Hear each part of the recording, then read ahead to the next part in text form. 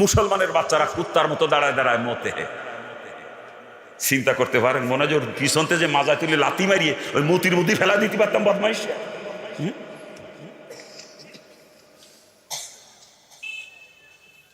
আল্লাহ কয় উলাইকা কালান আম, ওগুলো চতুষ্পদ জানোয়ার। যেই উদ্দেশ্য নিয়ে সৃষ্টি করেছি ওই উদ্দেশ্য যাকে দিয়ে সফল হইতেছে না, ওইটা মানুষ না, আল্লাহ কয় চতুষ্পদ জানোয়ার। আল্লাহ কয় না রে, কুত্তারও তো আদব আছে, কুত্তা এক ঠ্যাং মোছা করে এক ঠ্যাঙে মুত লাগে, আর ওরে বানাইছি মানুষের দুই ঠ্যাঙেই মুত লাগে দাঁড়াই মিতে। আল্লাহ কয় বালহুম আদাল, ওটা কুত্তার তো খারাপ, ও শুয়োরের থেকে অনেক নিকৃষ্ট। কেডা কইছে? আমি তো কই নাই, আমি কইছি নাকি? কইছে কেডা? যে কইছে পারলি তার উপরে রাগ করে, আমার উপরে না। খবরদার, আমি কিচ্ছু কই নাই। আল্লাহ কোরআনের মধ্যে কইছে উলাইকা কালান আম বালহুম আদাল, ওগুলো চতুষ্পদ জানোয়ার, বরং তার থেকে অনেক নিকৃষ্ট। এই খাড়ায় খাড়ায় মোতার দল কয়দিন পরে দেখবেন নামাজ পড়া ধরবে। এখন তো নামাজ পড়ে না, খাড়ায় খাড়ায় মতে এখন নামাজ পড়ে না। একটু বয়স জন হবে, দাড়িতে ফাঁক ধরবে, সহি কম দেখবে, কানে কম শুনবে, ওই সময় নামাজ পড়া ধরে। আর ওই সময় নামাজ পড়তে মসজিদে যাই বদমাইশের গোষ্ঠী চেয়ারম্যান সাজে, চেয়ারম্যান। কি কথা ঠিক না? কি কথা ঠিক কি না? এমনি বাজার করে বেড়াচ্ছে, বাজারে যাচ্ছে সকাল বিকেল দুই বেলা, রাস্তা দিয়ে ডন কষে বেড়াচ্ছে, কোনো সমস্যা নাই। আর বাড়িতে আইটিএ মসজিদ পর্যন্ত আইসে, মসজিদে আসে চেয়ারম্যান সাজে।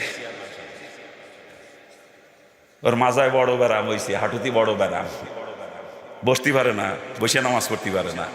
হ্যাঁ, চেয়ারে বসে নামাজ পড়লি নামাজ হয়? কোন মুফতি সাহেব ফতুয়া দিয়েছে? হ্যাঁ, চেয়ারম্যান সাহেব, কোন মুফতি সাহেব কইছে চেয়ারে বসে নামাজ পড়লি নামাজ হয়? কান্দি। হ্যাঁ, শরীয়ত কি বলছে আগে দেখতে হবে। তুমি অসুস্থ, দাঁড়ায় পড়তেছো না, বসে পড়ো। দাঁড়ায় পারো না, বসে পড়ো। আরো বেশি অসুস্থ, বসে পড়তে পারতেছো না, শুয়ে ইশারার সঙ্গে নামাজ আদায় করো। কিন্তু চেয়ারে বসে নামাজ পড়ার কথা শরীয়ত কোথাও বলে নাই। নিচে বসে পড়বেন, যদি বসে পড়তে না পারেন শুয়ে পড়বেন, এটাই শরীয়তের ফায়সালা। চেয়ারে বসে পড়ার কথা কোনো জায়গা নাই শরীয়ত। তুমি ড্রন কষে বেড়াতে পারো, রাস্তা দিয়ে দুই বেলা আপ ডাউন করে বেড়াও, বাজার করতে যাও, সব পারো। আর মসজিদে আসলে তোমার বড় ব্যারাম সাথে না, সারা জীবন খাড়া খাড়ায় মোচ্চতা হবে কি? এই খাড়ায় মুতার গোষ্ঠী দেখবেন সব চেয়ারম্যান সাজে, বৃদ্ধ বয়স। আল্লাহ পাক ওদেরকে হেদায়েত দান করুক। আরে জোরে কর না।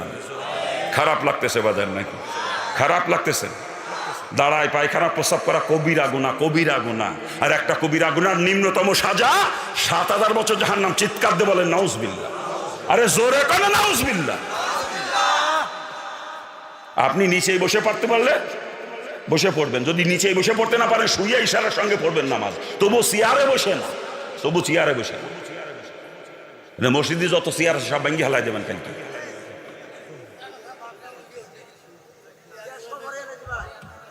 আল্লাহ পাক সকলকে বুঝ দান করুক, জোরে বলে না আমি।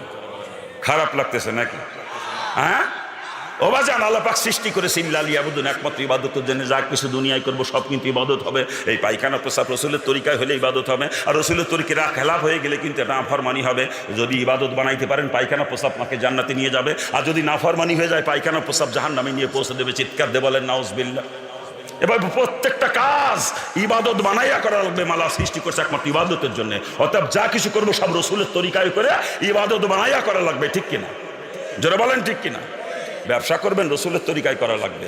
ওজনে কম বেশি করা যাবে না, মিথ্যা কথা বলে মাল বিক্রি করা যাবে না, জালিয়াতি জুয়া চুরি করা যাবে না, ব্যবসা করতে মালের ভিতরে ভেজাল ঢুকানো যাবে না। সুন্নাত তরিকায় ব্যবসা যদি করতে পারেন, আপনার ব্যবসা ইবাদত হয়ে যাবে। ওই ব্যবসার দ্বারাই লক্ষ লক্ষ নেকি আমলনামা জমা হবে কিয়ামতের ময়দানে। ওই ব্যবসাটাকে জান্নাতে নিয়ে পৌঁছে দেবে। চিৎকার দিয়ে বলেন সুবহানাল্লাহ। আর পক্ষান্তরে রসুলের তরিকার খেলাফ যদি কেউ ব্যবসা করেন বা যান, ওই সল চাতুরি করে মিথ্যা কথা বলে মাল বিক্রির কোনো ওজনে কম বেশি করেন, মালের ভিতরে ভেজাল ঢুকান, আপনার ব্যবসা হয়ে যাবে নাফরমানি। ওই ব্যবসার কারণে কিয়ামতে আপনাকে জাহান্নামে যা লাগবে, কারণ ইবাদতের পরিণতি জান্নাত, আর নাফরমানির পরিণতি কিন্তু জাহান্নাম। ঠিক কিনা? ধরে বল। কে সমস্যা কি?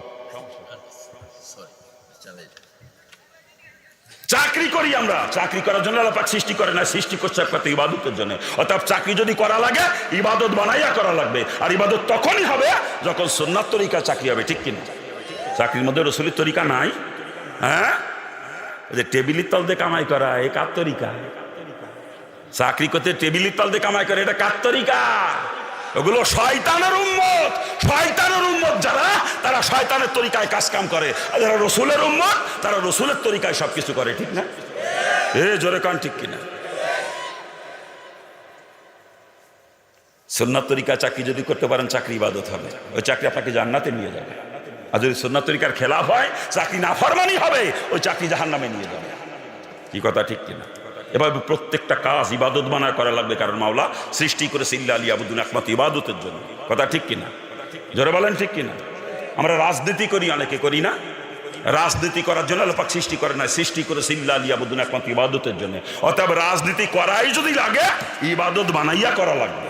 আর ইবাদত তখনই হবে যখন আমার রাজনীতি রসুলের তরিকায় হবে। ঠিক কিনা? জোরে বলে। শেখ মুজিবের তরিকায় রাজনীতি করলে হবে না, জিয়া রহমানের তরিকায় করলে হবে না, এরশাদের তরিকায় করলে হবে না, আব্রাহাম লিঙ্কনের তরিকায় রাজনীতি করা যাবে না, লেনিন কালমার্ক্স মাও সেতুংয়ের তরিকায় রাজনীতি করা চলবে না, মহাত্মা গান্ধীর তরিকায় রাজনীতি করা যাবে না, জওহরলাল নেহরুর তরিকায় রাজনীতি করা যাবে না।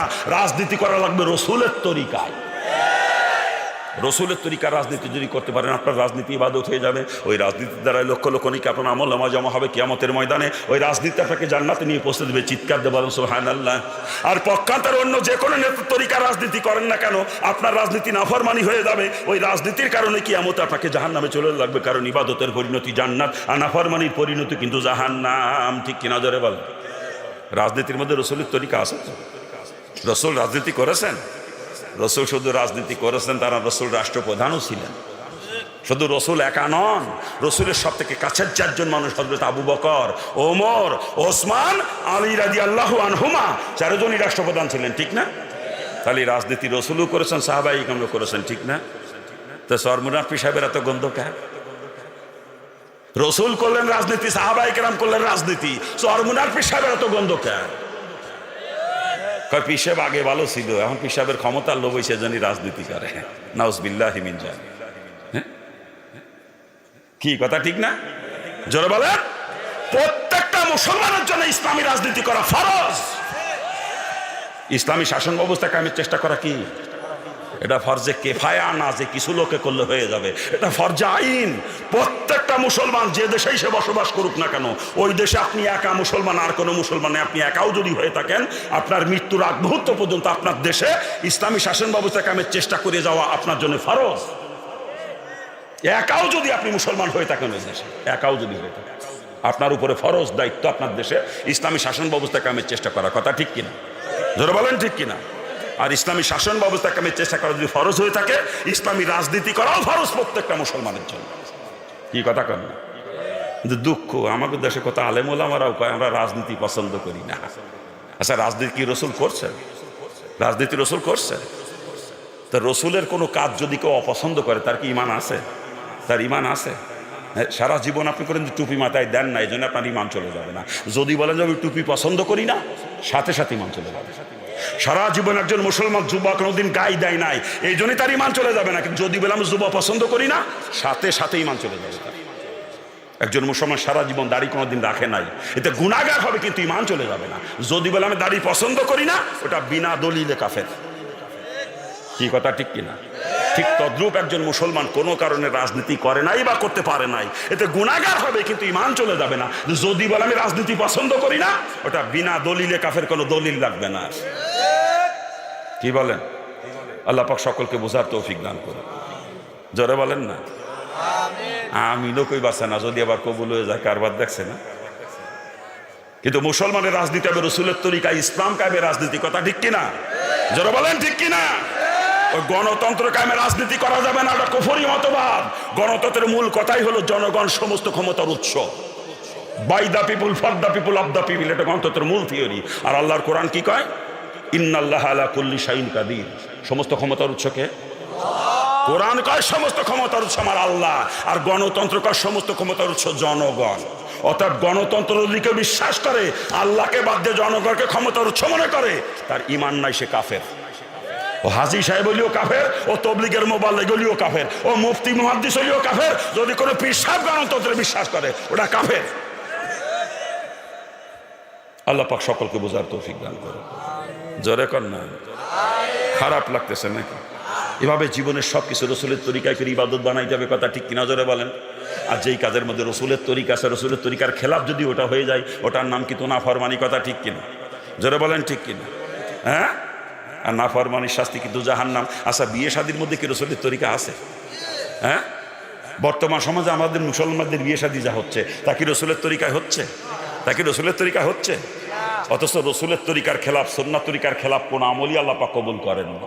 এদিকে খেয়াল করেন, দুজন গল্প করলে শুনবেন। কোথায় রাখছি কথা? সুন্নাত তরিকার খেলাফ কোন আমলই আল্লাহ পাকের দরবারে গ্রহণযোগ্য নয়। কথা ঠিক কিনা?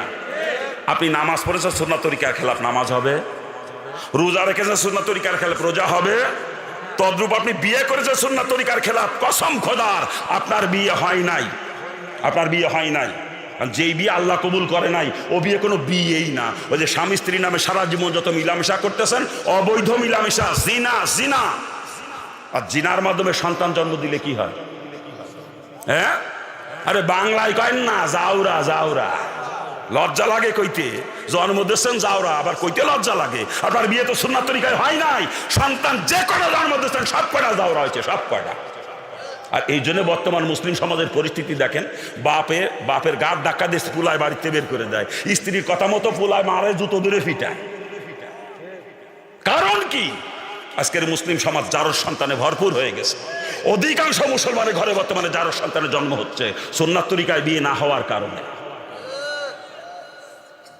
এই জন্য তো ছেলেমেয়েরা মা বাপের কথা শোনে না, মা বাপের ধার ধারে না। আর আমরা ওয়াজ করতে গেলে এসে আমাকে হাতে পায়ে ধরে কান্দে দেয়, খেত কাতায় কান্দে, কয় হুজুর একটাই পোলা, হুজুর বাদ দেয় না। তোরে তো বাদ দেয় না, ঠিক আছে, তোর জুতো দিয়ে সাইজ করা দরকার ছিল। তোরে বাদ দেয় না, ঠিক আছে, জুতো দিয়ে সাইজ করা দরকার ছিল। তুই যে কায়দার বাপ, তুই বিয়ে করছো ইহুদি নাসারার মতো, ইন্দুকের মতো বিয়ে করছো তুই। তোর বিয়েতে মাইয়ে দেখতে গেছো বন্ধু বান্ধব নিয়ে, মাইয়ে দেখতে গেছো দুলোভাই কেড়ে নিয়ে। কয় আমার একটা বেটির জামাই, ফুলার মা কয় আমার একটা বেটির জামাই, আমার বেটির জামাইটারে মাইয়ে দেখতে নিল না, আমিও বিয়ের সাথে নাই। কি কয় না এরকম? কি ফুলার মা এরকম কয় না? আর এক শয়তানি মহিলা, শয়তানি মহিলা, ওর বেটির জামাই নিয়ে যাওয়া লাগবে মাইয়ে দেখতে, বদমাইশ মহিলা। বন্ধু বান্ধব নিয়ে মেয়ে দেখা হারাম, দুলাভাই নিয়ে মেয়ে দেখা হারাম। ছেলে দেখবে মেয়েকে, মেয়ে দেখবে ছেলেকে। যাকে নিয়ে সারা জীবন সংসার করা লাগবে, শরীয়ত তাকে পছন্দ করেন, এখতিয়ার দিয়েছেন, ছেলে মেয়ে উভয় উভয়কে দেখবে। আর ছেলের তরফ থেকে ছেলের মাহারাম মহিলারা মেয়েটাকে দেখতে পারবে, আর মেয়ের তরফ থেকে মেয়ের মাহারাম পুরুষরা ছেলেটাকে দেখতে পারবে। উভয়ের যদি পছন্দ হয় উভয়কে, বিয়ে হয়ে যাবে। আর বিয়ে হয়ে যাওয়ার পরে শ্বশুরের জন্য বেটার বউ দেখাতে না আর নিষেধ নাই। কিন্তু বিয়ে হওয়ার আগ পর্যন্ত ছেলের বাপের জন্য মেয়েটার চেহারা দেখা হারাম, একেবারে কবিরা গুনাহ। মাঝে মাঝে দি তবলিগের মোবাইল দেখে সর মুনার মুড়ি আজি সাহেব ওই বদমাইশ পোলা জনি মাই দেখতে যায়, মনে হয় জুতোতে ভিড়িতে পারতাম দেরিয়া বদমাইশ ও পোলার জনি মাই দেখতে যায়। এই পোলার সঙ্গে বিয়ে হওয়ার পর ওই বেটার বউ দেখা তোর জন্য কোনো নিষেধ নাই, কিন্তু বিয়ে হওয়ার আগ পর্যন্ত ছেলের বাপের জন্য মেয়েটার চেহারা দেখা হারাম, কবিরা গুনাহ, কবিরা গুনাহ।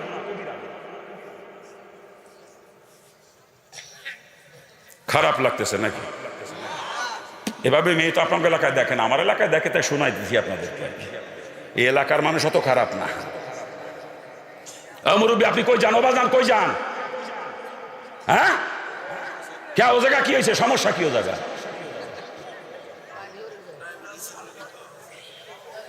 আমি আগে টাইম দিছিলাম এই জন্যে, ওঠা বসা করবেন বিধান।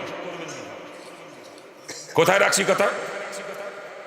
ও দুইজন এক জায়গায় গেছে গল্প করার জন্য, বুঝছি, দুইজন এক জায়গায় এসে গল্প করার জন্য। খারাপ লাগতেছে নাকি? মেয়ে তো ওইভাবে দেখে বন্ধু বান্ধব দুলোভাই নিয়ে, আবার বিয়ের আগে গায়ে হলুদ না, গায়ে হলুদ দেয়। আপনার এলাকায় দেয় না, আমার এলাকায় দেয়। অথচ মুসলমানের বিয়েতে গায়ে হলুদ দেওয়া হারাম, হারাম, হারাম।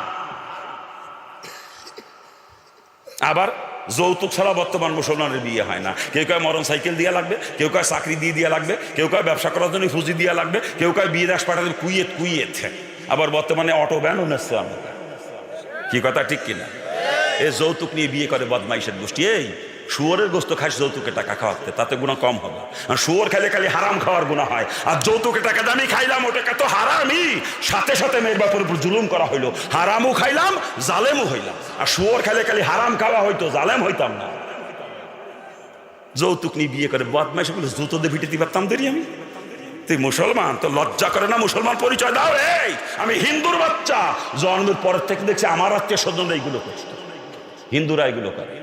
আর এখন মুসলমান দিকে আপনারা মুসলমানরা ওই হিন্দুদেরকে সাইডে একদাপ নিচে নেমে গেছেন। আপনাদেরকে মুসলমান ভাব তো ঘৃণা লাগে আমার কাছে। কি আর মুসলমান আপনারা?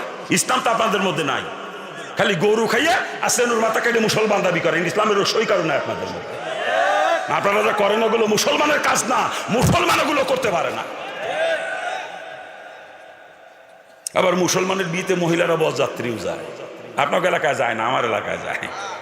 আচ্ছা, মেয়ে ছেলে যে বিয়েতে বরযাত্রী পাঠান একটু চিন্তা করেন না? আজ পর্যন্ত বিয়ের বরযাত্রী যে কোনো মহিলা সেখান থেকে খালি হাতে ফিরতে পারে নাই। কম পক্ষে যুবকদের কেনর গুতো খাইলেও খাই আসা লাগে।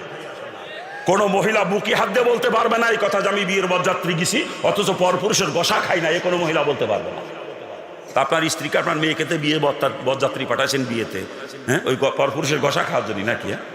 দোষ মহিলাদের না, দোষে বিয়া কেলের গোষ্ঠীর। কই, আমার স্ত্রী তো জীবনেও কোনো বিয়েতে বরযাত্রী গেল না, আপনার স্ত্রী যায় কে? আপনি পাঠান তাই যায়। ও যুবতী বউডারে, যুবতী মেয়েটারে পরপুরুষের ঘষা খাওয়ার জন্য বিয়েতে বরযাত্রী পাঠায়, আবার মুসলমান পরিচয় দেয়। লজ্জা করে না তোর? এই বদমাইশ, লজ্জা করে না? কোনো মুসলমানের বাড়ির মেয়ে ছেলেরা জীবনে কোনোদিন বিয়েতে বরযাত্রী যায় না। আর যে বাড়ির মহিলারা বিয়েতে বরযাত্রী যায়, হতে পারে সে তবলিগ ওয়ালা বা সরমুনার মুরিদ বা হাজী সাহেব, ও মুসলমান না। ওরে মুসলমান করলে গুনাহ হবে। ও যদি মুসলমানই হতো, ওর বাড়ির মেয়ে ছেলেরা জীবনেও কোনোদিন বিয়েতে বরযাত্রী যাইত। আরো আছে, বলবো না বাদ দেবো? হ্যাঁ, নতুন বউ বিয়ে করে বাড়ি আনি মুসলমান বর্তমানে হাল খাতা করা দোষে ওরা নাম দেশে বউ বাতা, আমি কই হাল খাতা। আপনার এলাকায় করেন না? আপনার পোলা বিয়ে করাইছেন, ঘরে নতুন বউ আসছে, এতে আপনি খুশি। আর এই খুশিতে আত্মীয় স্বজন বা প্রতিবেশীদেরকে দাওয়াত করে খাওয়ানো সুন্নাত, যেটাকে বলা হয় অলিমা। কি বলে? অলিমা করা কি? এই অলিমা করা কি? সুন্নাত। কিন্তু কারো কাছ থেকে কোনো বিনিময় নেওয়া হারাম। আর আপনি ফুলার বউ দেখাইয়ে মানুষের কাছে থাল ভাতেন ভিখারির মতো, ওগুলো ডিজিটাল ভিখারি, ডিজিটাল ভিখারি। মানুষের খাওয়ার জন্য দাওয়াত করে, বাড়ি দিদি খাওয়াই, ঠিকই খাওয়াই, আবার তাকে সামনে থাল ভাতে, আমার থালের মধ্যে কি ডাকি দিবা দাও। এ ভিখারি বদমাইশ, তো লজ্জা করে না? হ্যাঁ, এ তো লজ্জা করে না ভিখারি বদমাইশ? হ্যাঁ, মানুষের দিনে খাওয়ার জন্য দাওয়াত করে আনিয়ে তাকে সামনে ভিখারির মতো থাল ভাতো। এই কালকে মুক্তাগাছায় চলে যাবি থাল নিয়ে, যাই ওই যে তালুকদার ক্লিনিকের সামনে বসবি, আমিও যাওয়ার সময় কিছু দিয়ে যাবো না তো থালের মধ্যে। ভিখারি বদমাইশ।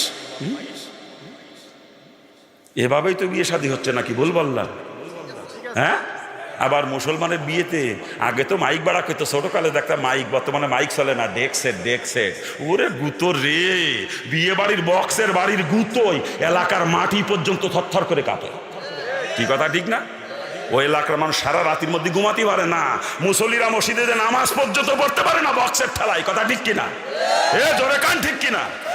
আচ্ছা কম দি, যে বিয়েতে গান বাজনা হয়, বক্স বাজে, ওই বিয়েলা কোনোদিন কবুল করে? ওই বিয়েলা কোনোদিন কবুল করে? তো ওই ঘরে ছেলে মেয়ে যে কটা জন্ম নেবে সব কটা রেডি হবে, সব কটা। ওই ঘরে বাইজিদ বুস্তামি হবে না যে পানির গিলাস হাতে করে মার মাথার কাছে দাঁড়া দাঁড়া সারা রাত কাটাবে। ও ঘরে হবে সাত শিকদার। ওই ঘরে রাবেয়া বস্তি হবে না, ও ঘরে হবে তসলিমা নাসরিন। খালি কই ছেলে মেয়ে কথা শুনে, তোর বিয়েই তো হয় নাই, তোর বিয়েই তো হয় নাই। তুই জন্ম দিয়েছো যাওরা, ও যাওরা জীবনেও কথা শুনবে না, জীবনেও না। অবৈধ সন্তান, যার সন্তান কখনো মা বাপের কদর বোঝে না, মা বাপের খেদমত করে না। বিয়ে শাদীকে এভাবেই চলবে না, পরিবর্তন আনা দরকার। এভাবেই চলবে না, পরিবর্তন আনা দরকার। পাও ধরে বলে আছি, পাও ধরে ছেলে মেয়ের বিয়ে কেউ সুন্নাত তরিকার খেলাপাত দিয়েন না। আর যারা যুবক আছে এখনো বিয়ে শাদী করো নাই, তোমাদের পাও ধরে বলতেছি, তুমি অঙ্গীকার করো আমি একজন মুসলমান, আমি সুন্নাত তরিকার খেলাপ বিয়ে করব না, যার সন্তানের জন্মদাতা আমি হব না। কি যুব সমাজ অঙ্গীকার করা যায় না? অঙ্গীকার করা যায় না? আল্লাহ পাক সকলকে বুঝদান করুক, জোরে কানা আমি। আলোচনা করতেছি যেই কাজের মধ্যে রসুলের তরিকা আছে, অথচ রসুলের তরিকার খেলাপ যদি ওইটা করেন, ওইটার নামই হলো নাফরমানি, ওইটার কারণে জাহান্নামে যাওয়া লাগবে। ঠিক কিনা? জোরে বলেন। কি জোরে বলেন, ঠিক কিনা? আর একটা কথা স্মরণ রাখতে বলছিলাম, যেই কাজের মধ্যে রসুলের তরিকাই নাই, রসুল যেটা কোনোদিন করেন নাই বা করতে বলেন নাই, ওইটাকে কোনোদিন ইবাদত বানানো যাবে না। কথা ঠিক কিনা? যদি কেউ মনে করে সুদ খাবো, এর মধ্যে কি রসুলের তরিকা আছে? তা মুসলমান কখনো সুদের কাছে যাইতে পারে? আমার যা মনে হয় বর্তমান সমাজে সুদখোর বাদ দিলে মানুষ খুঁজে পাওয়া কষ্ট হয়ে যায়। কি কথা ঠিক কিনা? ওই দেখেন আমরা যারা ধনী লেভেলের মানুষ, এই এই এই এই কই যাও,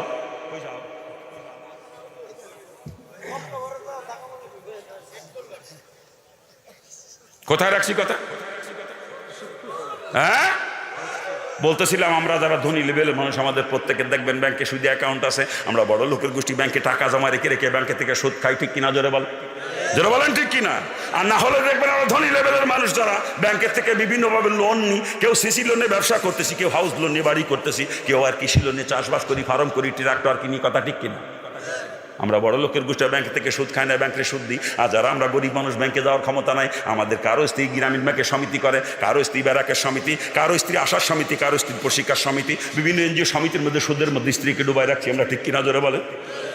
আবার কিছু কিছু বদমাইশ মার্কা মুসলমান আছে, আপনার এলাকায় নাই, আমার এলাকায় আছে, শতকরা হারে টাকা লাগায়, শতকরা 10 টাকা, 1000, 100 টাকা। এদেশেও আছে, এদেশেও আছে। এ কয় কি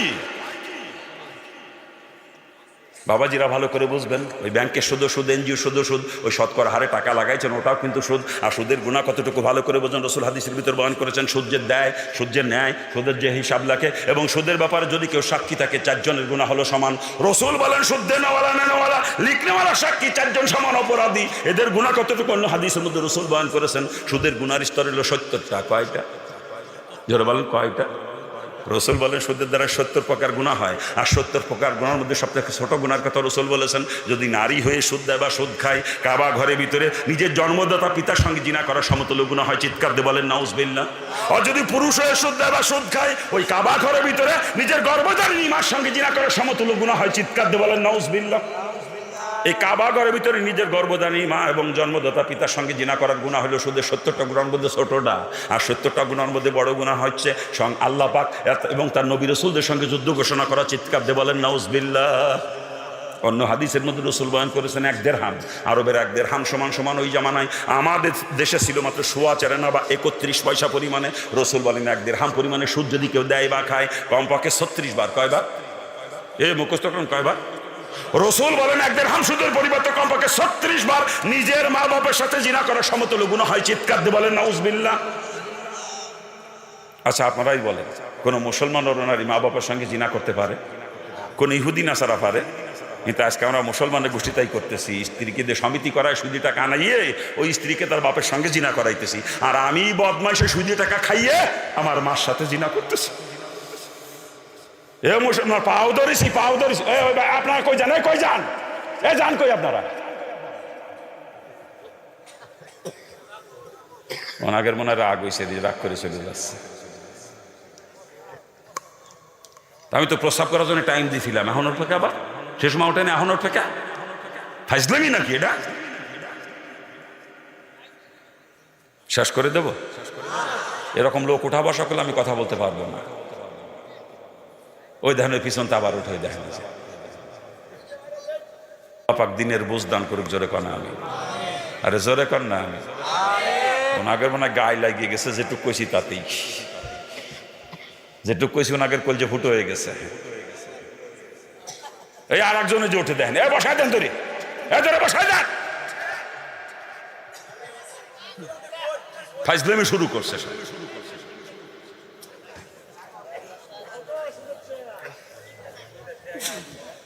কোন জায়গায় রাখছিলাম কথা? হ্যাঁ, বলতেছিলাম রসুল বলেন 1 দিরহাম সুদের পরিবর্তে কমপক্ষে 36 বার নিজের মা বাপের সাথে জিনা করার সমতুল্য গুনাহ হয়। চিৎকার দিয়ে বলেন নাউজুবিল্লাহ। আজকে আমরা তাই করতেছি। আল্লাহ আমাদেরকে হেফাজত করুক। জোরে বলেন না? সুদের থেকে তওবা করতে রাজি আছেন? সুদের থেকে তওবা করতে রাজি আছেন? পাও দিকে ধরে কষি, কোন প্রকার সুদের সঙ্গে যদি কারো সম্পর্ক থাকে তওবা করেন। যদি তওবা করে মরতে পারেন, ঈমান নিয়ে মরার আশা আছে, জান্নাতে চিন্তা ভাবনা করেন। আর সুদের সঙ্গে জড়িত থাকা হতে মারা যান। কসম খোদার, কসম খোদার, কসম খোদার, কিয়ামতের দিন জান্নাতে গিরানো হবেন না। জান্নাতে গিরানো নাকে পৌঁছাবে না, মনে রেখে। এখনো সমাজে তওবা করেন, তওবা করলে আল্লাহ মাফ করে দেবে। আল্লাহ আশার বাণী শুনেছি কোরআনে পাকে, লা তাকনাতু মির রাহমাতিল্লাহ। বান্দা, আমার রহমত থেকে নৈরাশ হোস না। এত দূর সিদর ভিতরে লিপ্ত ছিলি, তওবা করে ফিরে আয়। তো তওবা করতে দেরি হবে, আমি আল্লাহ তোকে মাফ করতে দেরি করব না। আল্লাহ পাক সকলকে সুদ থেকে তওবা করার তৌফিক দান করুন। জোরে বলেন আমিন। সুদ কত নিকৃষ্ট জিনিস। একজন মুসলমান পরিবেশ পরিস্থিতির কারণে এমন এক জায়গায় যায় পড়ছে যেখানে খানার কোনো রকম কোনো ব্যবস্থা নাই। ও নিশ্চিত হয়ে গেছে আমি এখানে না খেয়ে মারা যাবো। এমত অবস্থা মরা গরু যদি পায়, ওই সময় মুসলমানের জন্য মরা গরুর গোশত খাওয়া কিন্তু জায়েজ, তবে পেট ভরে খাওয়া জায়েজ না। যতটুকু খাইলে জান বেশ অতটুকু পরিমাণে মরা গরুর গোশত ওই সময় মুসলমানের জন্য জায়েজ। মরা মুরগি যদি পায় অতটুকু পরিমাণে মরা মুরগির গোশত ওই সময় মুসলমানের জন্য জায়েজ। শুধু মরা গরু আর মরা মুরগি না, ওই মুহূর্তে শুয়োরের গোশতও যদি মুসলমান ওইখানে পায়, যতটুকু খাইলে জান বাঁচে অতটুকু পরিমাণে শুয়োরের গোশত খাওয়া ওই সময় মুসলমানের জন্য জায়েজ।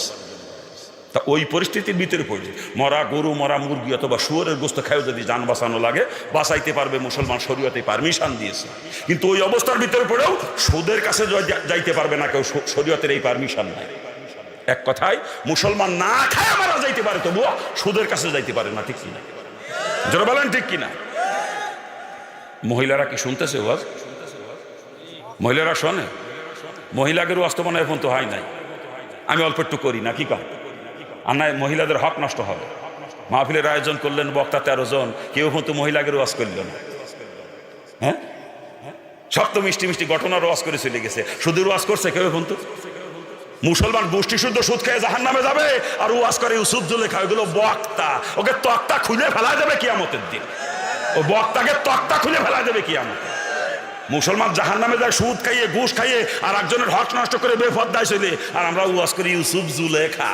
হ্যাঁ, বক্তা তক্তা খুলে ফেলা দেবে কিয়ামতের দিন। মুসলমানের গা কোন জায়গা, আর আমি মলম লাগাই কোন জায়গায়? এই গা হইছে পাই, আমরা সে মলম করি মাথায়।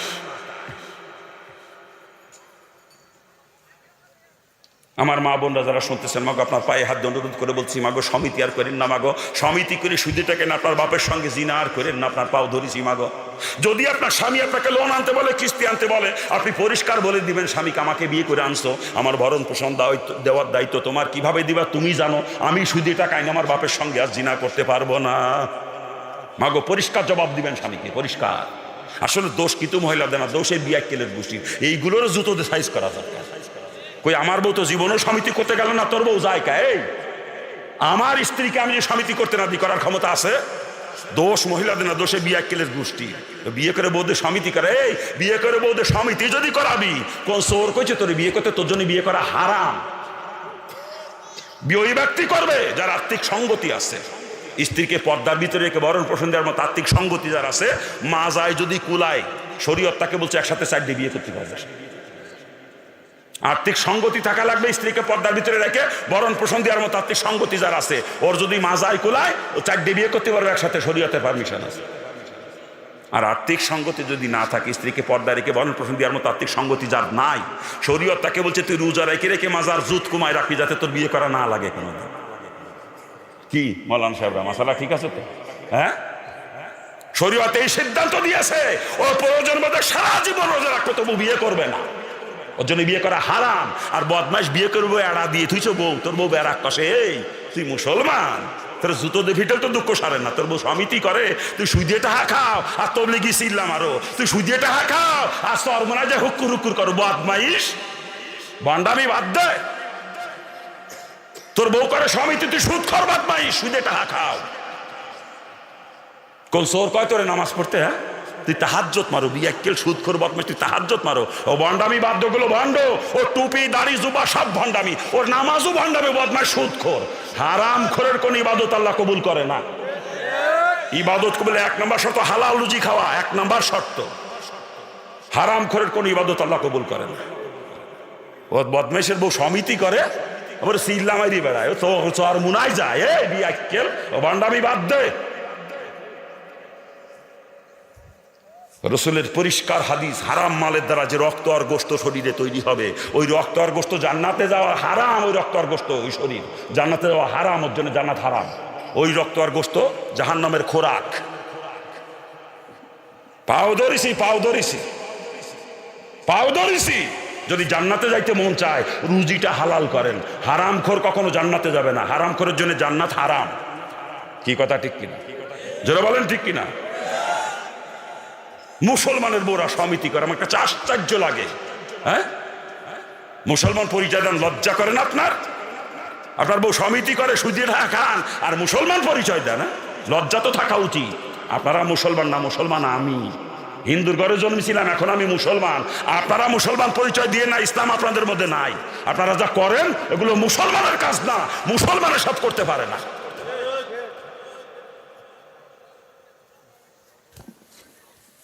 খারাপ লাগতেছে নাকি?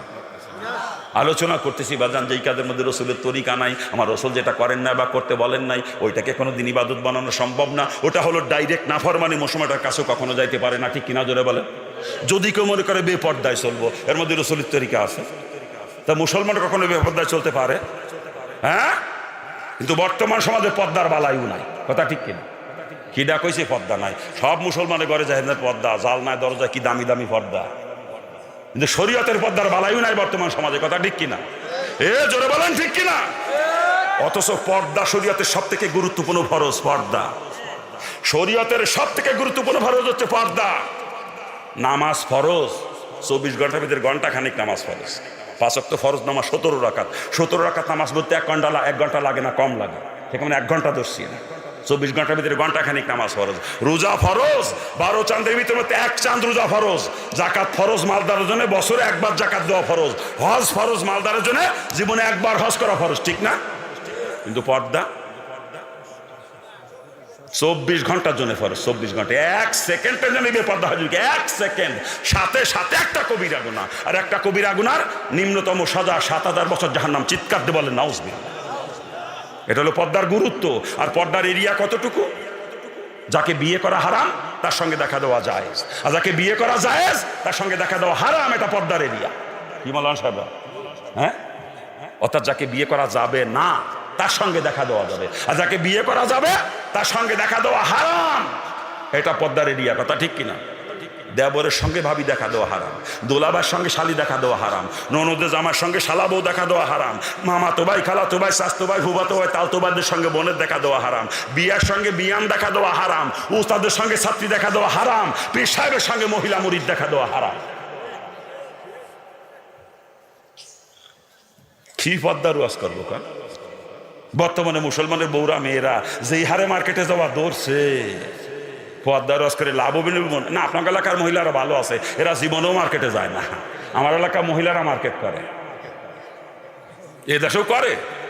আপনাকে বউরা মেয়েরা মার্কেটে যায়, তা যাক, আমি নিষেধ করতেছি না, পরিণতিকে একটু বলবো না? কি বলবো না? মার্কেটে আপনার স্ত্রী গেছে, আপনার মেয়ে গেছে তা না, ও মার্কেটে যুবকরাও আছে। যুবকদের যদিও কোনো কাজ নাই, ঘুরতে যায়, আড্ডা মারতে যায় যুবকরা, ঘরে ফিরে আড্ডা মারে।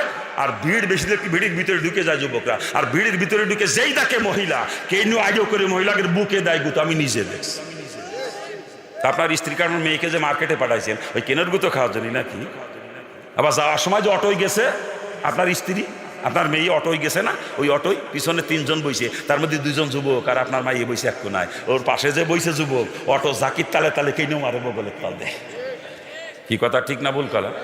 ধরে কা মুসলমানদের লজ্জাও করে না, যুবতী বউডারে, যুবতী মায়েরারে কেনর গুতো খাজনি মার্কেটে পাঠায়, লজ্জা করে না? এই দোষ মহিলাদের না, দোষ এই বিয়াক্কেলের গোষ্ঠীর। আমার স্ত্রী তো জীবনও মার্কেটে গেল না, আপনার স্ত্রী যায় কে? আপনার মেয়ে যায় কে? আপনি পাঠান তাই যায়। আবার দশবঙ্গের গোষ্ঠী কয় কি জানেন?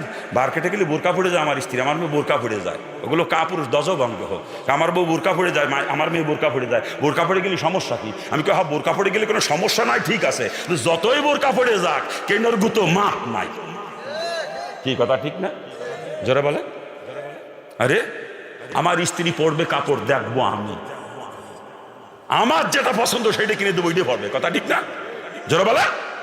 আর আমি পছন্দ করে কিনে আনলে আমার স্ত্রীর পছন্দ হয় না, বুঝতে পারবো নাং আমি একা না, ও তলে তলে নাং আরো 2 সাইডে আছে। আমি একাই যদি নাং হতাম, আমার যেটা পছন্দ সেইটা পড়তো, আর ও নিজেই পছন্দ করে কিনতে যায়, ওই নাঙ্গে গেড়ে দেখাবে বুঝলে নাকি? হ্যাঁ, শয়তানি মহিলা। ও স্বামী মার্কেট করে নিল, পছন্দ হয় না, নিজে কেনার গুতো খেয়ে মার্কেট করে। শয়তানি কোথাকারে, শয়তানির দল। হ্যাঁ, জাহান্নামে যাওয়ার রাস্তা খুঁজে পাচ্ছ না, শয়তানি। বাপ জীবিত থাকতে কোনো মুসলমানের মেয়ের জন্য মার্কেটে যাওয়া হারাম। স্বামী জীবিত থাকতে কোনো মুসলমান স্ত্রীর জন্য মার্কেটে যাওয়া হারাম। উপযুক্ত ভাই ঘরে থাকতে মুসলমানের বোনের জন্য মার্কেটে যাওয়া হারাম। উপযুক্ত ছেলে ঘরে থাকতে মুসলমানের মার জন্য মার্কেটে যাওয়া হারাম। বোরকা পড়ে যায়, বোরকা কি সাইজ, ওরে বাপরে বাপ। ও বোরকা তো পর্দার জন্য পড়ে না, পরে ফ্যাশনের জন্য। কি কথা ঠিক না? পর্দার জন্য যে বোরকা পড়তে বলছে শরীয়ত, সে বোরকা হওয়া লাগবে জৌলুসবিহীন, যাতে কেউ আকৃষ্ট না হয় বোরকা দেখে। ওটা আমাকে নানিরা দাদিরা পড়ে, কিন্তু ভাবিরা আর আপারাজিরা পড়ে ওই বোরকা দেখেই যুবকরা ওদের পিছনে ঘরে। কি কথা ঠিক কিনা? শরীয়ত পর্দার জন্য যে বোরকা পরতে বলছে সে বোরকা হওয়া লাগবে ঢিলা ঢালা, যাতে শরীরের গঠন কেউ বুঝতে না পারে। ওটা আমাকে নানিরা দাদিরা পড়ে ঢিলা ঢালাটা, আর ভাবিরা আর আপারাজিটা পড়ে এমন টাইট ফিট ফাইটে যায় যায় বাপ। কি কথা ঠিক কিনা? ও বোরকা পর্দার জন্য না, ফ্যাশনের জন্যে। আবার বোরকা পরে জাপুলটোই থুয়ে দেয়, জাপুলটোই থুয়ে দেয়। কি নাকি ভুল কালা? বোরকা পরে জাপুলটোই থুয়ে দেয় দোকানে জাপ খোলার মতো। হ্যাঁ, আর যে জাপ উল্টোনো ওর আবার বোরকা পড়া কোন জন্য, সিহারায় যার খোলা, ওর বোরকা কোন কাজে লাগাবি তো বুঝলাম না কিছু। একজন নারীর প্রতি একজন পুরুষ তার পাশা দেখে আকৃষ্ট হয় না, আকৃষ্ট হয় চেহারা দেখে। তা চেহারায় যদি খোলা থাকবে, এই সৌন্দর্যের রাজধানী হলো চেহারা, কথা ঠিক না? তো রাজধানী অরক্ষিত, আর তুই সুন্দরবন দিয়ে গিতিস, সুন্দরবন ঘেরো যাইয়ে না। তো রাজধানী অরক্ষিত আর সুন্দরবন সৈন্য দিয়ে ঘেরো, সুন্দরবনের হেফাজত করো।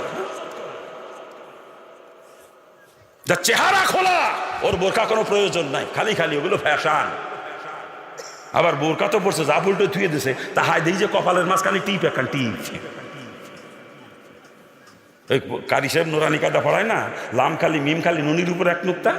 আমিও যেখার মতো কওয়া ধরছি, বর্তমান সমাজের মুসলমানের বউদের মেয়েদের পেট খালি পিঠ খালি কপালের উপর এক নুক্তা। শয়তানিরা কপালে টিপ লাগায়। এ মুসলমানের টিপ ফুটা, এর উদ্বোধন কোথা থেকে জানেন না আপনারা? আল্লাহর খলিল ইব্রাহিম আলাইহিস সালামকে আগুনে ফেলানোর জন্য নমরুদ চরক গাছ বানাইছিল, চরক গাছ। মানে আগুনের তাপ এত বেশি, ধরে যদি আগুনে ফেলতে যায়, যে কয়জন ধরে ফেলতে যাবে সে কয়জন পুড়ে মরবে। এজন্যই বুদ্ধি কাটাইলো ইবলিসের পরামর্শ মোতাবেক, বুদ্ধি কাটাই লম্বা করে চরক গাছ বানাইলো। চরক গাছের মাথায় ইব্রাহিম রসুল হইয়ে গুড়া ধরে গুল্লি মেরে আগুনের মধ্যে ফেলাই দিল। রহমতের ফেরেস্তা চরক গাছ ধরে দাঁড়ায় ফিরে রয়েছে, রহমতের ফেরেস্তা চরক গাছ ধরে দাঁড়ায় ফিরে রয়েছে। আর নমরুদের সেনাবাহিনী শত শত হাজার হাজার সেনাবাহিনী চরক গাছ ধরে এক চুলো নড়াইতে পারতেছে না। কিয়ামত পর্যন্ত পারবে? রহমতের ফেরেস্তা ধরে দাঁড়ায় রয়েছে। কারণ ইবলিস ওই জায়গায় এসে দেখে ওই অবস্থা, রহমতের ফেরেস্তা ধরে দাঁড়ায় রয়েছে। ইবলিস দেখলো তাহলে তো ইব্রাহিমকে আগুনে ফেলানো সম্ভব না, ফেরেস্তা খেদাতি হবে, নাহলে হবে না। ইবলিস তো জানে কিভাবে খেদাতি হয়। ইবলিসের নমরুদের পরামর্শ দিল, নমরুদ যদি ইব্রাহিমকে আগুনে ফেলতে হয় তোমার সৈন্যবাহিনী পারবে না, একটা কাজ করো তাহলেই হবে। কি কাজ ওস্তাদ? কি কাজ? এখানে 40 জন কুমারী যুবতী আনি বেশ্যাবৃত্তি করাবে। ইবলিস তো জানে একবার জিনা যদি এখানে শুরু হয়, ওই দৃশ্য দিকে রহমতের ফেরেস্তা দাঁড়াবে না, চলে যাবেন সাইডে দিয়ে। এই জন্য ফেরেস্তা খাদানোর জন্য ইবলিসের পরামর্শ, আর নমরুদ সেই পরামর্শ মোতাবেক 40 জন কুমারী যুবতী আইনে ওইখানে বেশ্যাবৃত্তি করায়। আর এই বেশ্যাদের কপালে নমরুদ নিজের হাতে ফোঁটা লাগাইয়া দেয়, দিয়ে তাদেরকে সমাজে সম্মানিতা নারী বলে ঘোষণা করে। ফোটার ইতিহাস ওখান থেকে শুরু, বেশ্যাবৃত্তি থেকে ফোটার উৎপত্তি। এর আগে দুনিয়াতে কোনো নারী আর কোনোদিন কপালে ফোটা নাই, ওটা বেশ্যাদের প্রতীক। ওই আজকে মুসলমানের বৌরামা এরা কপালে লাগায়। বউর কাপড়া মহিলা, এর কপালেও টিপ, মানে পাত্রে জুতো খুলে ওর কপালে তেলে পিঠে টিপাতাম শয়তানি। এই তুই যদি বেশ্যা হও তাহলে লাগাই টিপ, আমার কোনো আপত্তি নাই। আর যদি তুমি মনে করো না রে আমি বেশ্যা না, ও মা তোমার পাও ধরেছি, পাও ধরেছি, ওটা বেশ্যাদের প্রতীক। কোনো মুসলমানের মেয়ে কখনো কপালে টিপ লাগাইতে পারে না। আপনাদের কারো স্ত্রী যদি বেশ্যা হয়ে থাকে, কারো মেয়ে যদি বেশ্যা হয়ে থাকে, কোনো সমস্যা নাই তো, আপনি বেশ্যারের টিপ কিনে নিয়ে দিয়েন আপনার স্ত্রীকে, আপনার মেয়েকে টিপ কিনে নিয়ে দিয়েন। আর যদি আপনি মনে করেন যে না রে আমার স্ত্রী তো বেশ্যা না, আমার মেয়ে তো বেশ্যা না, পাও ধরে বলে যাচ্ছে, পাও ধরে আপনার স্ত্রী আপনার মেয়ে যেন কোনোদিন কপালের টিপ লাগায় না, ওটা বেশ্যাদের প্রতীক। যে সমস্ত মেয়েরা আজকে কপালে টিপ লাগায়, এরা কিয়ামতের দিন ওই 40 বেশ্যা মহিলার সাথে এক কাতারে জাহান্নামে যাবে। চিৎকার দিয়ে বলেন নাউজুবিল্লাহ। কি ফদ্দার ওয়াজ করবো কেন? হাজি সাহেব হজ করে এসে 13 বার হজ করেছে, 13 বার তসবি কিনে নিয়েছে মদিনাতে 1000 দানার তসবি। রাত 3টের সময় উঠিয়ে তাহাজ্জুদ পড়িয়ে তসবি টানে কি টানা, দানা পর্যন্ত দেখা যায় না। 31শে চৈত্র রাত 12:01 সময় হাজি সাহেবের যুবতী মেয়ে কলেজে পড়ে, ও চলে গেছে কলেজ মাঠে বর্ষবরণ করতে। এই গালে লাগছে এসে বৈশাখ, আর এই গালে লাগছে শুভ নববর্ষ। আজি সাহেব যাই নামাজ দিয়েছে তসবি টেনে, আর ওর মাইয়ে যে বর্ষবরণ করে বেড়া, ওটা বলে আজি এই ওই বদমাইশ 1 নম্বরের পাজি, ওটা মসজিদে গেলে জুতো পিটে বাইর করে দেবেন মসজিদ থেকে। ওর মাইয়ে পয়লা বৈশাখ মারিয়ে বেড়ায়, আজি কাও লাইছে পাজি কু থাকা জাহান্নামের কীট। ও জান্নাতে গেলে কোরআন হাদিস সব মিথ্যা, রসুলের পরিষ্কার হাদিস। আর দয়ুস লা ইয়াদখুলুল জান্নাহ, দয়ুস কখনো জান্নাতে যাবে না, লা ইয়াদখুল, কখনো প্রবেশ করবে না। মুড়ি দিছে সোয়ার মুনায়, নামাজ পড়ে 9 ওয়াক্ত, কয় ওয়াক্ত? এশরাক চাষ তাওয়াবিন তাহাজ্জুদ কোনোটা বাদ দেয় না, ঘরে নয়ক্ত পড়ে নামাজ। আবার ওর মাইয়ে বেপর্দায় স্কুল কলেজে যায়, ওটা সরমুনার মুরিদ না, ও বদমাই শয়তানের মুরিদ। সরমুনার পেশাবের পরিষ্কার ঘোষণা, যার যুবতী মেয়ে বেপর্দায় স্কুল কলেজে যায় সে সরমুনার মুরিদ না, সে সরমুনার মুরিদ না, সে সরমুনার মুরিদ না। 3 বের কয় হুজুরি কথা, 3 বার। ওটা শয়তানের মুরিদ, কারণ সরমুনার পেশাবরে মুরিদ বলে স্বীকার করে না। কি কথা ঠিক কিনা? জোরে বলেন ঠিক কিনা? এই শয়তান, তুই সরমুনা যে তোর লাভ ডাকি, খালি পেশাব তো তোর মুরিদ বলে স্বীকার করে না, তুই তো শয়তানের মুরিদ। বদমাশ তোর মাইয়ে বেপর্দায় স্কুল কলেজ যায়, তুই জান্নাতে যাবা, এত সস্তা জান্নাত। আর একজন তবলিগি চিল্লা মারি বেড়ায়, বদমাইশ, বছরে চিল্লা মারে। আর ওর বউ মাঠের মধ্যে গরু বাঁধে, ছাগল বাঁধে বেপর্দা। বদমাইশ ও চিল্লা তোরে জাহান নামে নিয়ে যাবে, ও চিল্লা চালের বাতায় গুজিয়ে থুয়ে দে। তুই আগে তোর বউরে পর্দা করা ভরে তুই চিল্লা মারিস।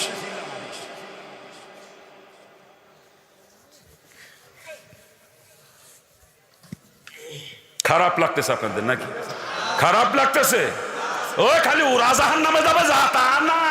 এই যে ওয়াজ মাহফিলের নাম করে মেলা মিলাইছেন, বিকেল বেলা দেখছি আপনাদের বৌরা মায়েরা মেলায় মার্কেট করে বেড়াচ্ছে, যুবতী বৌরা মায়েরা। আমি দেখছি, আমি তো আইসি জায়গা দুপুর বেলায় আইসি, দেখছি আপনাদের বৌরার মায়েরা মার্কেট করে বেড়াচ্ছে। এই ওয়াজের আয়োজন করে মেলা মিলে বউ আর মাইয়ে ছেড়ে দিয়েছেন মেলা মার্কেট করার জন্য।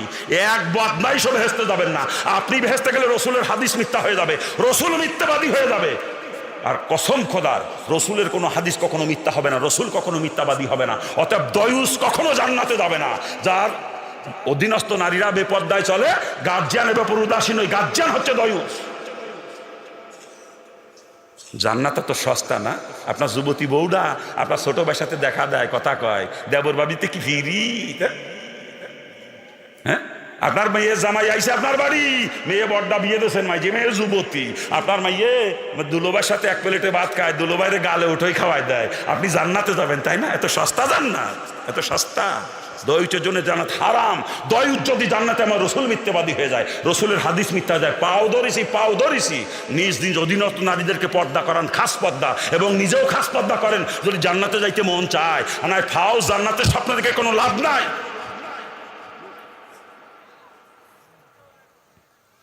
খারাপ লাগতেছে নাকি? মলম নিয়ে আইছিলাম বস্তা ভরে, লাগানোর সুযোগ দিলেন না। আজকে বস্তা ভরে নিয়ে আইছিলাম মলম, লাগানোর সুযোগ দিলেন না। আমার কাজই মুসলমানের গার উপরে মলম লাগানো, যাতে ঘা ভালো হয়, জাহান্নাম থেকে বাইচে জান্নাতে যাইতে পারে। আমি আগেই বলছি, আমি ডাক্তার, আমি বক্তা না। ওই ভাও কিচ্ছা কাহিনীর ওয়াজ করি না জীবনে কোনোদিন। যা মুসলমানের দরকার, যে সমস্ত কারণে মুসলমান জাহান্নামে যাচ্ছে, ওইটার থেকে বাঁচানোর জন্য হাতে ভাই ধরে বেড়ায়, ওইটার থেকে বাঁচানোর জন্য। ইউসুফ জুলেখার কিচ্ছাও শুনলেন, সুদ খাইয়ে জাহান্নামেও গেলেন। হ্যাঁ, ইউসুফ জুলেখার কিচ্ছাও শুনলেন, বেপর্দায় চলে জাহান্নামে গেলেন। ওই ওয়াজ শুনে লাভটা কি আপনার? লাভ কি ওই ওয়াজ শুনে? ও সমস্ত বক্তাদের ওয়াজ শোনা জায়েজ নাই। আল্লাহ পাক সকলকে বোঝার তৌফিক দান করুন। আরে জোরে কান না। আমি কি আলোচনা করবো বাজান? আলোচনা করতেছি যেই কাজের মধ্যে রসুলের তরিকা নাই, রসুল যেটা করেন না বা করতে বলেন নাই, ওইটাকে কোনোদিন ইবাদত বানানো সম্ভব না। ওটা হলো ডাইরেক্ট না ফরমানি, মুসলমানের কাছেও কখনো যাইতে পারে না। ঠিক কিনা জোরে বলেন? যদি কেউ মনে করে আমি আরেকজনের হক নষ্ট করব, এর মধ্যে রসুলের তরিকা আছে? এর মধ্যে রসুলের তরিকা আছে? রসুল জীবনে কারো হক নষ্ট করছে? আরে রসুল যখন হালিমার কোলে দুধ পান করতে গেছে, হালিমার আর একটা ছেলে ছিল, রসুলের একটা দুধ ভাই ছিল। রসুলকে বুকে নিয়ে যখন ডান স্তনটা মুখে দিয়েছে, ওই দুধ পান করছে রসুল। বাম স্তন দিয়ে কত চেষ্টা করছে রসুলকে দুধ খাওয়ানোর জন্য হালিমা, জীবনে কোনোদিন বাম স্তনের দুধ রসুল পান করে নাই। হালিমা তো সাদিয়া নবুয়তির পর একদিন রসুলের সঙ্গে দেখা করতে সে জিজ্ঞেস করে, বাবা একটা প্রশ্ন অনেক মনের মধ্যে বহু কাল থেকে করবো। আম্মা জান কি প্রশ্ন করেন? তুমি যখন আমার বুকে দুধ পান করতে গিয়েছিলে, আমি ডান স্তনটা তোমার মুখে প্রথম দিয়েছিলাম কোলে নিয়ে, তুমি ডান স্তনের দুধই পান করছো, কিন্তু বাম স্তনের দুধ আমি তোমাকে কোনোদিনও পান করাইতে পারি নাই, কারণটা কি আমাকে বলতে হবে। রসুল বলেন, আম্মা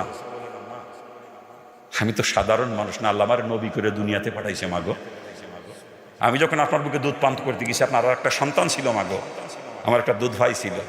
দুইটা স্তনের দুধই যদি আমি পান করি, আমার ভাইয়ের হক নষ্ট করা হবে।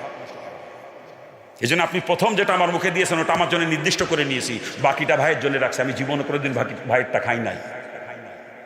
আমার ভাই মাঝে মাঝে আমার বাকিটা খাইছে, আমি দেখছি, কিন্তু সে তো নবী না, সে ভুল করতেই পারে, আমি তাকে মাফ করে দিয়েছি। কিন্তু আমি তো নবী, আমি তো ওই ভুল করতে পারি না, আমি তো কারো হক নষ্ট করতে পারি না। এই হলো রসুলের আদর্শ। আর রসুলের উম্মত দাবি করে বদমাইশ শরীকে সম্পত্তি ফাঁকি দেয়, বোনের সম্পত্তি নিজের নামে রেকর্ড করে নাই, রেকর্ড করে না।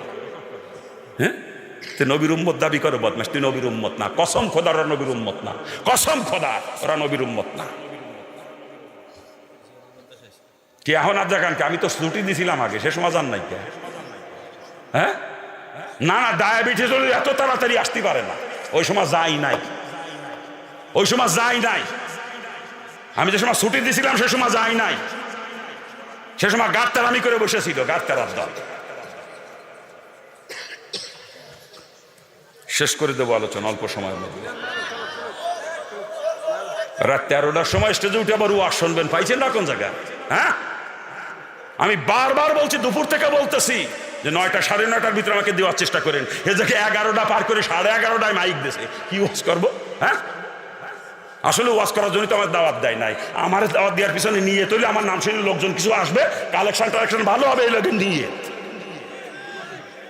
আমার ওয়াজ করার জন্য দাওয়াত দিলি সময় মতো স্টেজে উঠাইতো আমার।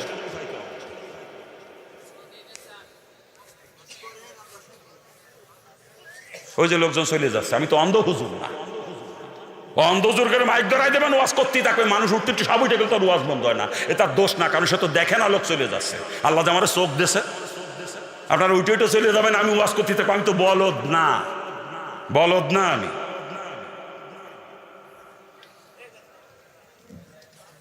ওই যে ওটার তালিয়ে আছে আমার বাবাজিরা। এই যে হকুল ইবাদ, হকুল ইবাদের পরে খুব সতর্ক। আল্লাহ পাক সব গুনাহ মাফ করবে, 2টা গুনাহ মাফ করবে না। 1 নম্বরে শিরিক, আর 2 নম্বরে হকুল ইবাদ। এই 2টা আল্লাহ মাফ করবে না।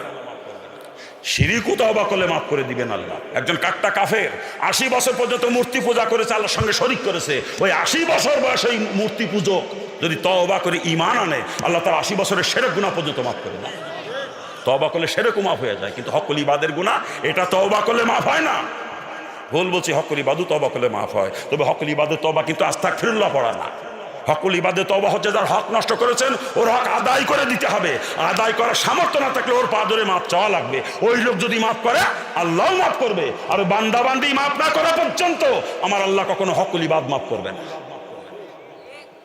বদমাইশের দল বোনের সম্পত্তি নিজের নামে রেকর্ড করে নেয়, বোনরে ফাঁকি দেয়।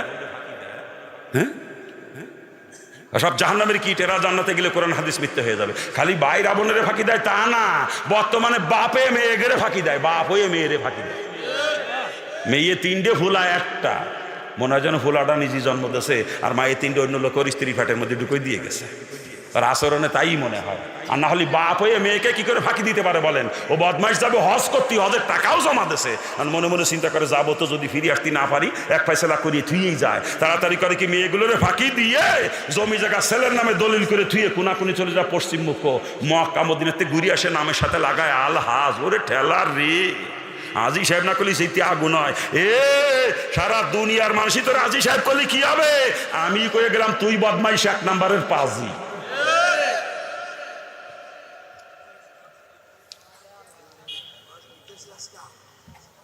খারাপ লাগে নাকি বাজার?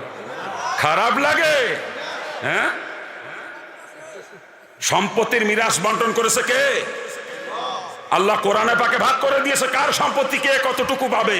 এ আল্লাহর ভাগ, কোরআনের ভাগ ওর পছন্দ হয় নাই। ও বদমাইশ মেয়েগুলো ফাঁকি দিয়ে ছেলের নামে দলিল করে দিয়েছে। ওটা আল্লাহতে বড় মাতবরি, সেই বদমাইশ আল্লাহর উপর দিয়ে মাতবরি করছে। আর আল্লাহর উপর দিয়ে যদি কেউ মাতবরি করে, তার ঈমান আছে? কোরআনের একটা ফায়সালা অস্বীকার করলে তার ঈমান নাই, সে কাফের। এ ব্যাপারে কোনো দলিল লাগবে না, বিনা দলিলে কাফের।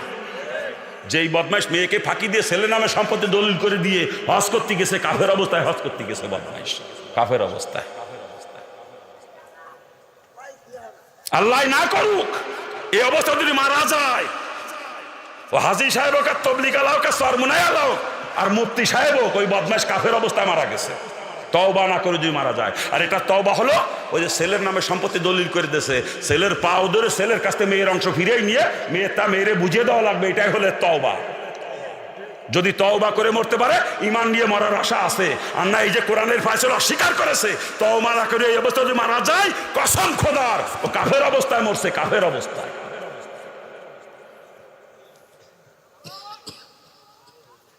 আল্লাহ পাক সকলকে বোঝার তৌফিক দান করুন। আজকে আলোচনা এই পর্যন্ত থাকবে। মলম নিয়ে আসছিলাম, বস্তা ভরে লাগাতে পারলাম না।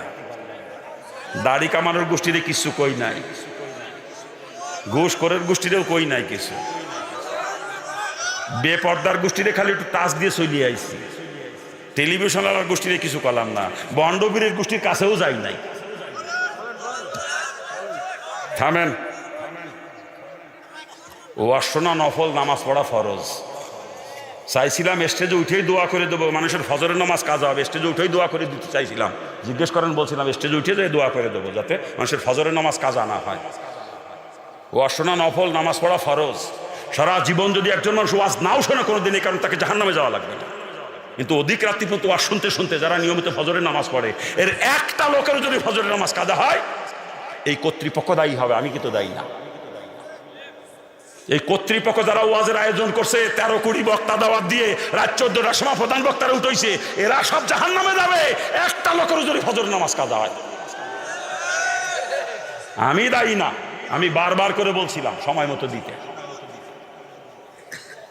বক্তার দাওয়াত দেয় 13-20 মাহফিলে, এত বক্তা কি কাজে লাগে রে? হ্যাঁ, কোন গোড়ার গাছ কাটিছে কোন বক্তা? কোন ওয়াজ করিছে তো সব, কোন গোড়ার গাছ কাটিছে কোন বক্তা?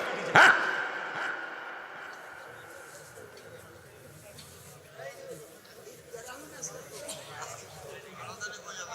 আমার বাবাজিরা, আমি ভারত থেকে আসছি এমন না, আমি এদেশেরই সন্তান। এ দেশ আমার মাতৃভূমির জন্মস্থান। বৃহত্তর যশোর, বর্তমান জেলা হচ্ছে নড়াইল।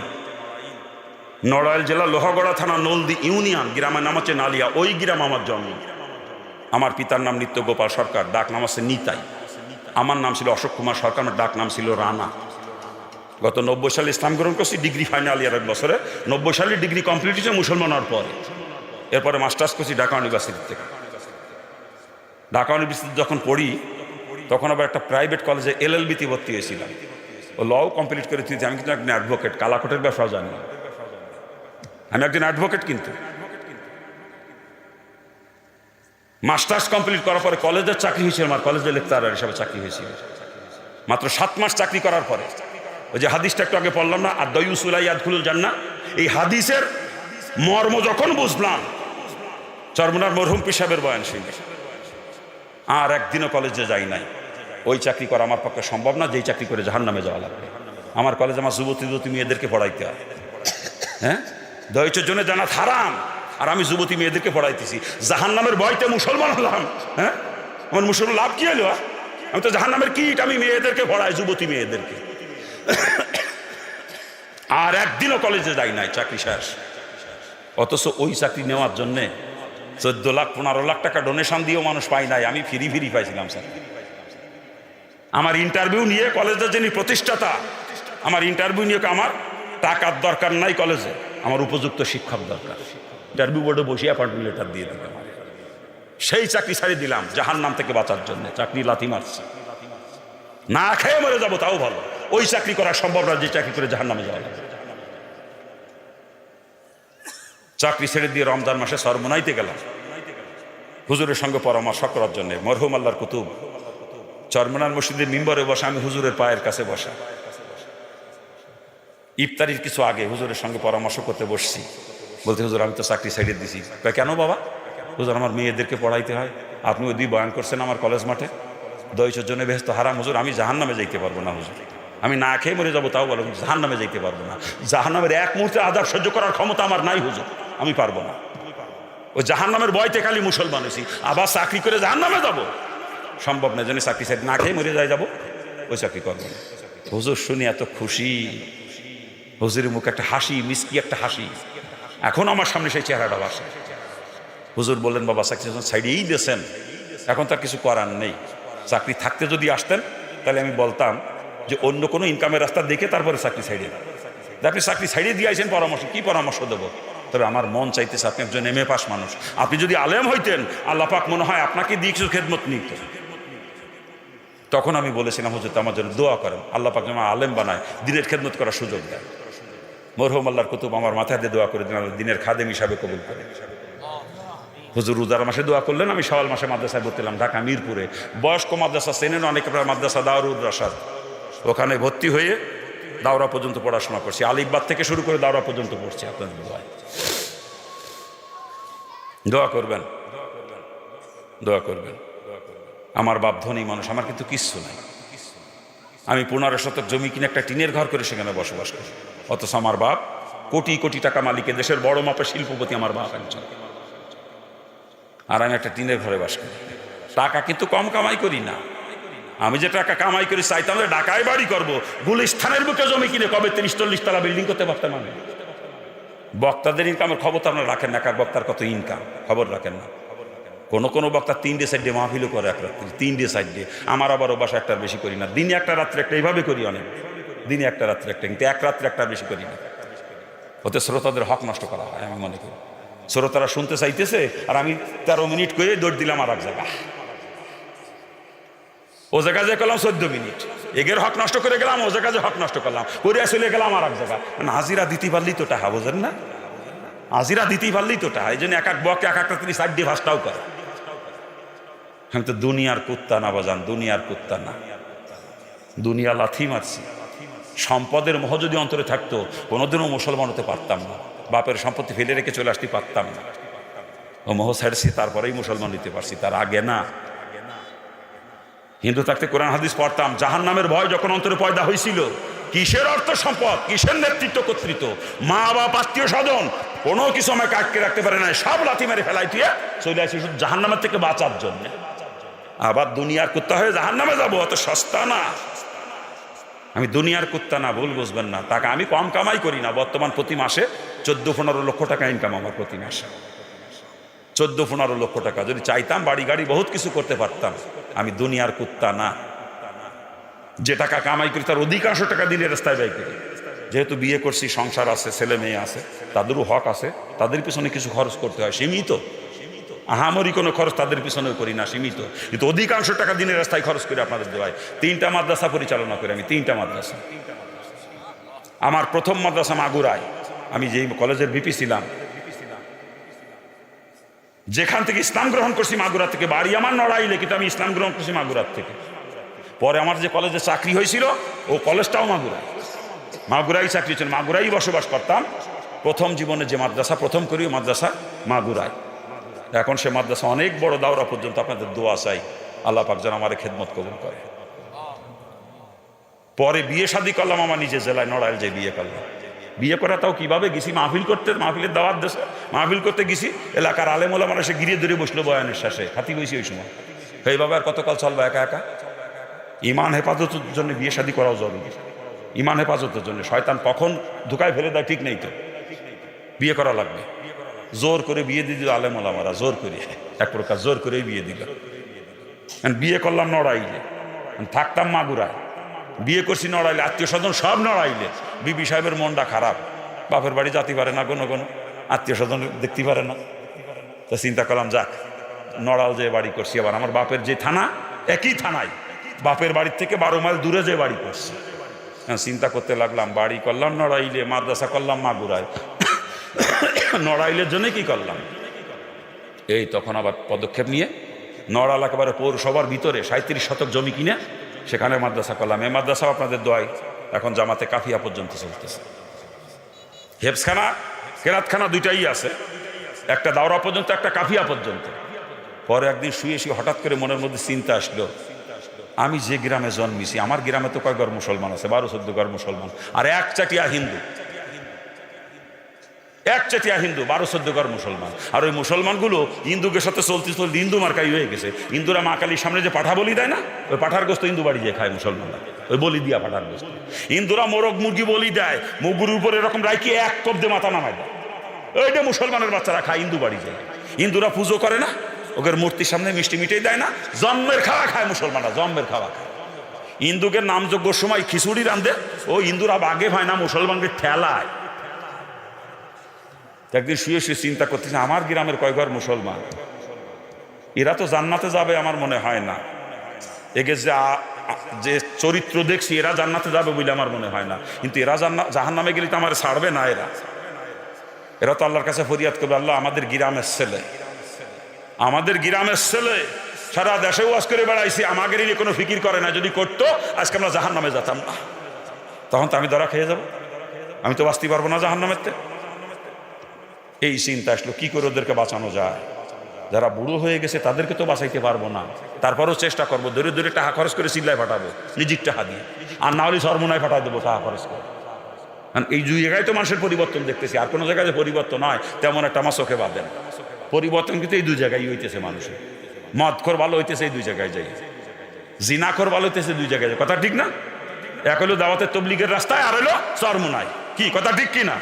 তা মনে মনে চিন্তা করলাম, আমার গ্রামে যে 12-14 ঘর মুসলমানের মধ্যে যারা মুরব্বী হয়ে গেছে, মাদ্রাসায় পড়ার বয়স নেই, ওগুলোরে টাকা দিয়ে হয় সিল্লায় পাঠাবো, আর নাহলে চরমোনায় পাঠাবো, যাতে ওদের পরিবর্তন হয়, যাতে ওরা জাহান্নাম থেকে বাঁচতে পারে। আর ওদের গুঁড়ো গাড়া যা আছে ওদেরকে জাহান্নামেতে বাঁচানোর জন্য এখানে মাদ্রাসা করতে হবে আমার, না হলে ওদের বাঁচাইতে পারবো না।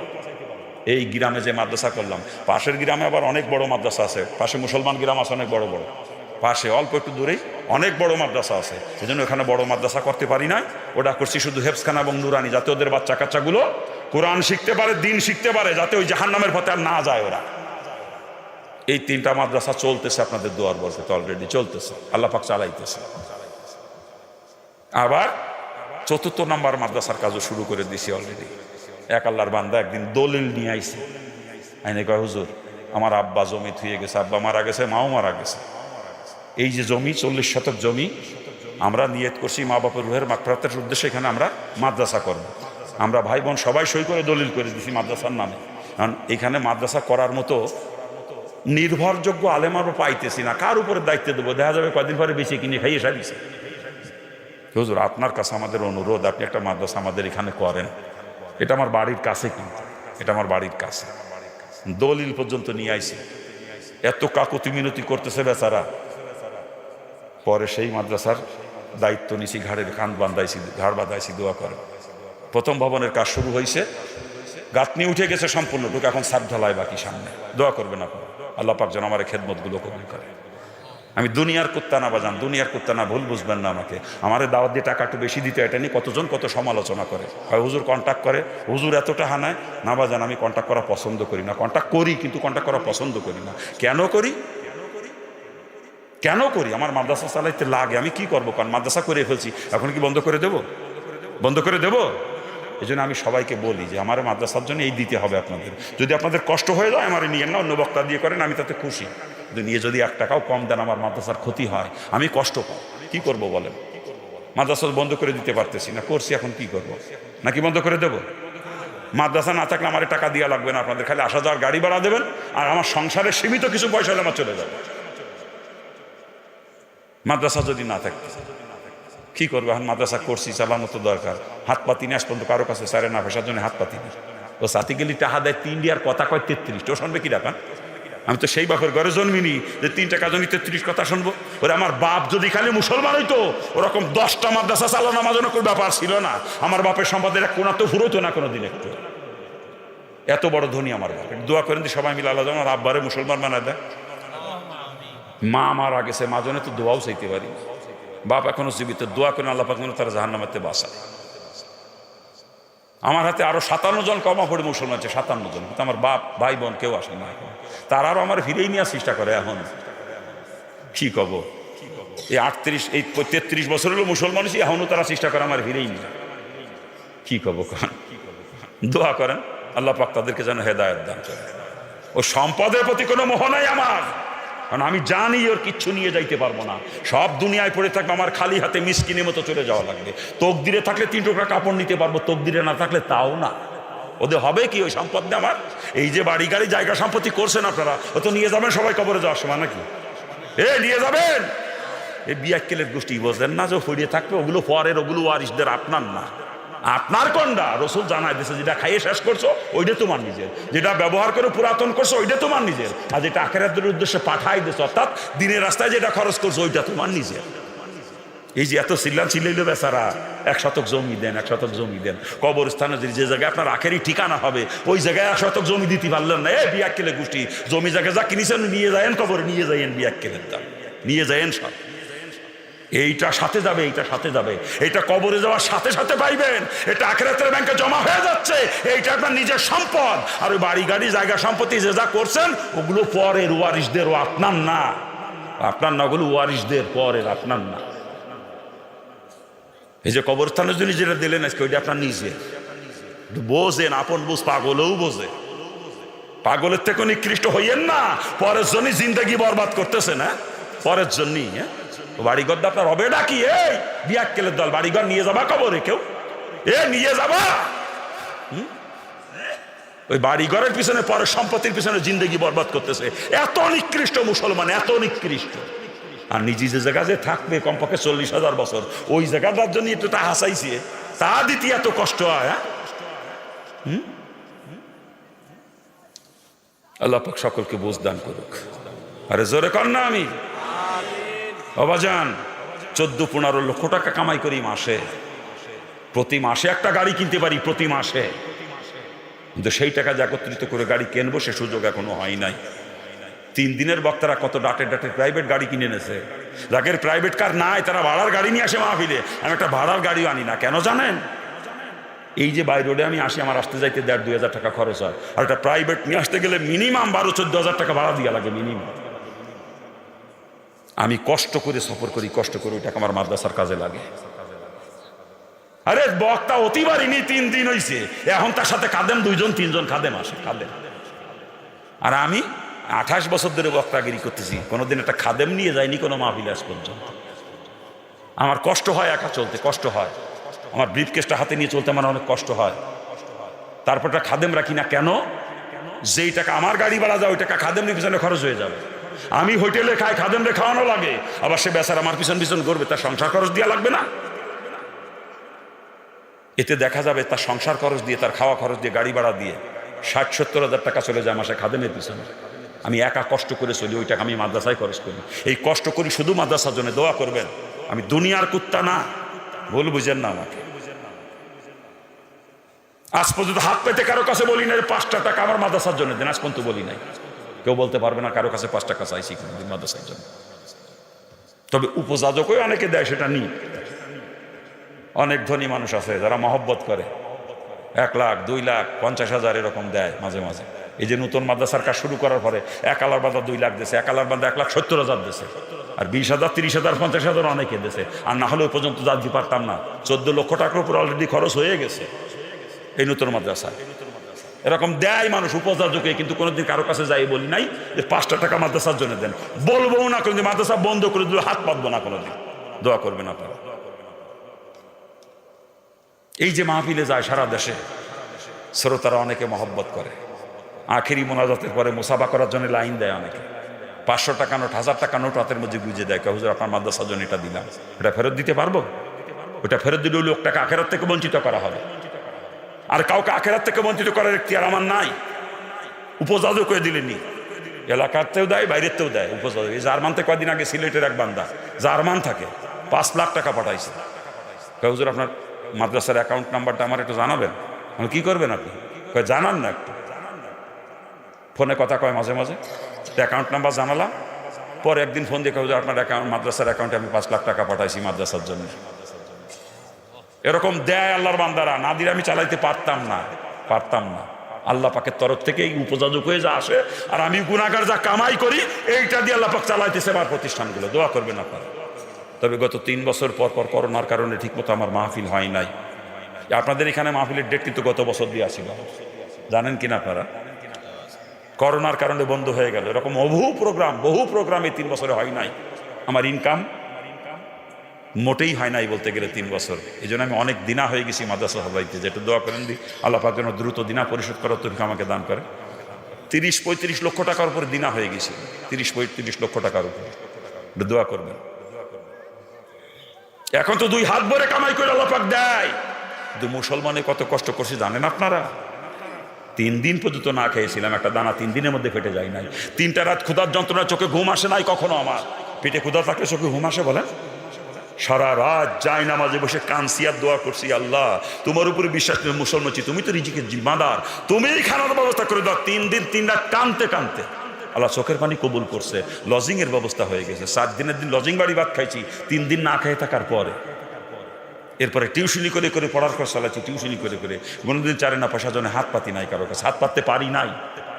অনেক মুসলিমরা মুসলমানের সাহায্য চাই বেড়ায়, আমি কোনোদিন হাত পাততে পারি না। একটা চিন্তা করি যে আমার বাপ এত বড় ধনী মানুষ, আজকে আমি যদি হাত পাতি হিন্দুরা টিটকারি করবে, দেখছো এত বড় লোকের ছেলে আর আজকে মুসলমানে বিক্রি করে বেড়াইতেছে, তখন ইসলামের বেইজ্জতি হয়ে যাবে। ইসলাম তো ভিক্ষাবৃত্তির ধর্ম না। যে ইসলামের জন্য বাপ সাল্লাম মা সাল্লাম আত্মীয় স্বজন ত্যাগ করলাম, বাপের কোটি কোটি টাকা সম্পদ ফেলে চলে আসলাম, আবার আমার কাছে ইসলামের বেইজ্জতি অসম্ভব। আমি না খেয়ে মারা যাবো, তবুও হাত পেতে ইসলামকে কখনো কলঙ্কিত করব না।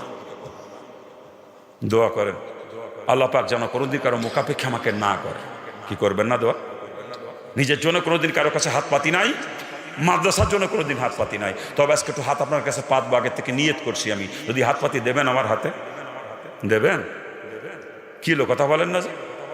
আপনাদের কাছে যাবো না কার কাছে যাবো? আপনারা তো আমার ভাই, নাকি ভাই বিলে মানেন না? আমার ভাইয়ের কাছে ভাইয়ের দাবি, এটা কোনো মুসলমানের কাছ থেকে আমার হাত খালিয়াতে ফিরবে না। যার পকেটে টাকা আছে তার কাছে দাবি আছে, থাকতে না দিয়ে চলে যাবেন, আমার দাবি থাকবে কিয়ামত পর্যন্ত। আর 4 না 5 টাকা 10 টাকা কেউ দিয়েন না। আমি ভিখারি ছিলাম, ভিক্ষে দেবেন। আমি 10 টাকা নিচে ভিক্ষাও দিন।